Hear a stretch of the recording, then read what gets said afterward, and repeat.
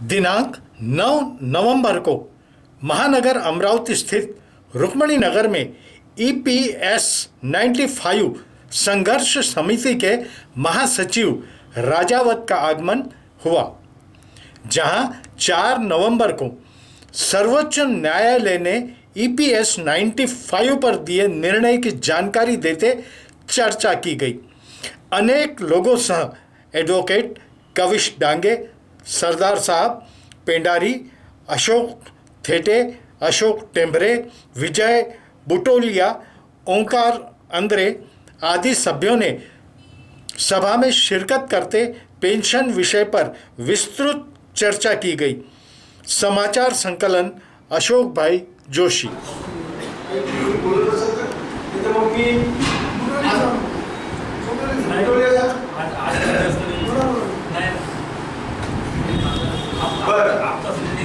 मी तुमच्याकडे वळतो आणि जो महत्त्वाचा विषय आहे आपला 4/11/2022 सुप्रीम कोर्टाचा निकाल आहे, त्याचे काय फायदे होतील, कोणाला त्याचा लाभ मिळेल या संदर्भात आज काही चर्चा आहे।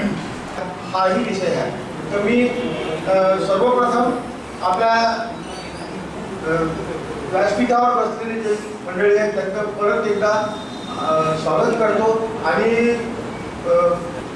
आजमध्ये सुद्धा बरीच चर्चा या विषयावर झाली आणि महत्त्वाची लोक त्या संदर्भात तिथं आपलं उद्बोधन करणार आहेत। तर त्यासाठी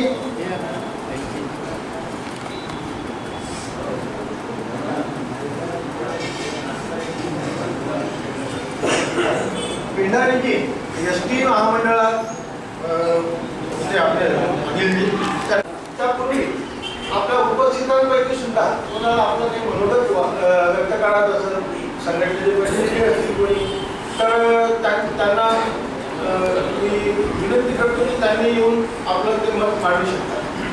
आणि हे झाल्यानंतर बरेचसे प्रश्न लोकांच्या मनात राहू शकतात, तर ज्यांच्या मनात काही प्रश्न आला तर तो त्यांनी लेखी स्वरूपात आणि त्यांचं नाव आणि मोबाईल नंबर दिला तर आपल्याला नंतर सुद्धा त्याला रिप्लाय करता येईल किंवा जे वक्ते आहेत ते त्या संदर्भात बोलू शकतील।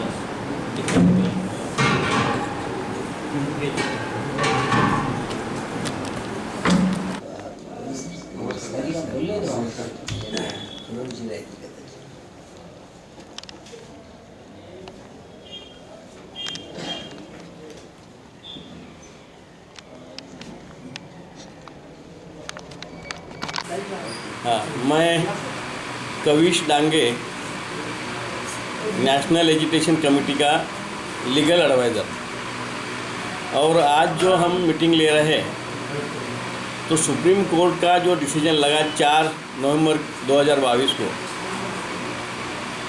तो वो डिसीजन जो है वो डिसीजन हमें फेवरेबल है या हमारे पेंशनर्स के अगेंस्ट में है, उसके बारे में सबको मालूमात करना है। और जो भी कुछ हमने स्टडी किया है उसका, उस हिसाब से जो पेंशनर्स है जो 1/9/14 के पहले रिटायर्ड हो गए, उनके लिए कुछ बेनिफिट इस सुप्रीम कोर्ट डिसीजन में नहीं है, और जो 1/9/14 के बाद में रिटायर्ड हुए या फिर अभी कार्यरत है उनके लिए बेनिफिट है। और दूसरी बात ऐसी कि जो एग्जम्प्टेड एस्टेब्लिशमेंट थे जिनका अलग ट्रस्ट था, CPF ट्रस्ट, और जो नॉन एग्जम्प्टेड एस्टेब्लिशमेंट है जिनका पूरा CPF जो है वो दिल्ली में जाता है, तो उसमें जो फ़र्क किया था employees provident fund organisation Delhi ने, तो फ़र्क जो है वो निकाल दिया सुप्रीम कोर्ट ने, और उन्होंने बोला कि all are to be treated on equal footing. और दूसरी बात है, कुछ उन्होंने सुप्रीम कोर्ट ने बोला कि ये पॉलिसी मैटर है और पॉलिसी मैटर में हम दखल अंदाजी नहीं कर सकते। हो गया क्या 1 मिनट? बोल सकते, अच्छा। और उन्होंने ऐसा बोला कि उनको अमेंडमेंट्स करने के पावर्स है, और हम जो एम्प्लॉइज़ है या पेंशनर्स है उनको हम इंटीग्रेटेड नहीं समझते, होमोजेनियस ग्रुप ऐसा नहीं समझते हैं। उनको क्लासिफिकेशन करने के पावर सेंट्रल गवर्नमेंट को है, यानी according to their powers they can classify the pensioners or employees. ऐसा कुछ इसमें सुप्रीम कोर्ट के डिसीजन में है।